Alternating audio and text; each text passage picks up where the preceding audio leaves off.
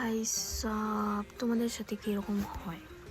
আমার সাথে রিসেন্টলি তো হয়েছে, একটার পর একটা কিছু না কিছু হইয়া রিচ বেড টাইপের জিনিস হইতেছে। মানে অলরেডি তোমার মাথাটা গরম, মাথা খারাপ আছে, চুট্টা চুট্টা আছো তুমি, একটার পর একটা ধাপ ধাপ ধাপ করে মাথা গরম হওয়ার জিনিস হইতেছে।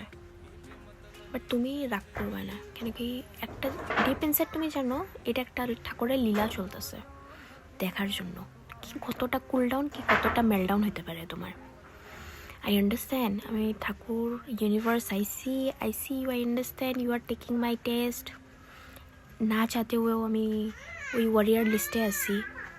হোপফুলি জানি না কি মাথা গরম, বাট তাও আমার